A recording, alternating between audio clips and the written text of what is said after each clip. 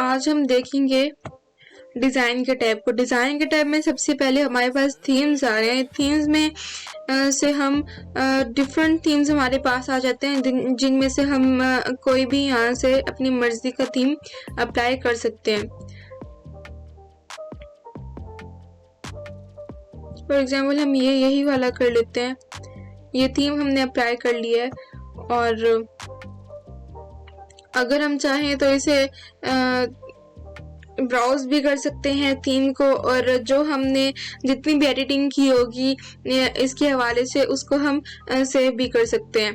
और उसके बाद हमारे पास ये ऐसे टेम्पलेट्स आ जाते हैं जिनको हम किसी एक को अप्लाई कर सकते हैं। फॉर एग्जांपल यहाँ पे अभी ये सिंपल लग रहा है, लेकिन अगर हम यहाँ पे कोई हेडिंग दे दें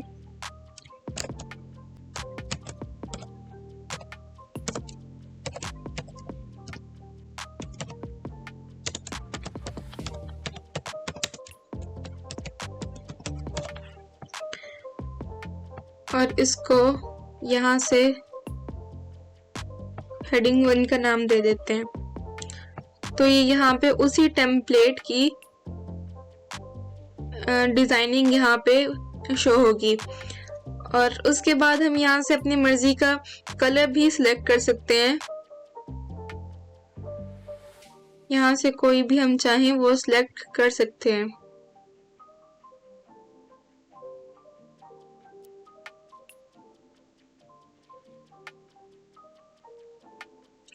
और उसके बाद हमारे पास डिफरेंट फॉन्ट्स आ जाते हैं यहाँ पे। इनमें से हम कोई भी अपनी मर्जी का फॉन्ट सेलेक्ट कर सकते हैं। उसके बाद हम यहाँ से खुद भी कस्टमाइज कर सकते हैं फॉन्ट को।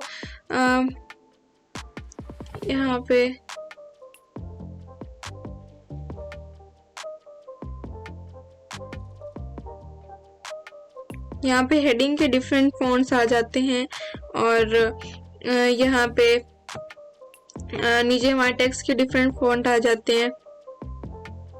यहाँ पे हम अपनी एडिटिंग करके सेव कर सकते हैं। और उसके बाद हमारे पास आ जाते हैं पैराग्राफ स्पेसिंग। पैराग्राफ स्पेसिंग में हमारे पास डिफरेंट टाइप्स की स्पेसिंग आ जाती है, जैसा कि नो पैराग्राफ स्पेस। यहाँ पे जितने भी पैराग्राफ होंगे उनमें स्पेसिंग बिल्कुल ख़त्म हो जाएगी। और उसके बाद हमारे पास कॉम्पैक्ट आ जाती है। यहाँ पे अलग टाइप की है स्पेसिंग। टाइट में अलग टाइप की स्पेसिंग होगी और ओपन में अलग टाइप की होगी। रिलैक्स्ड में अपनी टाइप की होगी और डबल में अपनी टाइप की होगी। फॉर एग्जांपल यहाँ पे 2-2 लाइनों की स्पेसिंग होगी।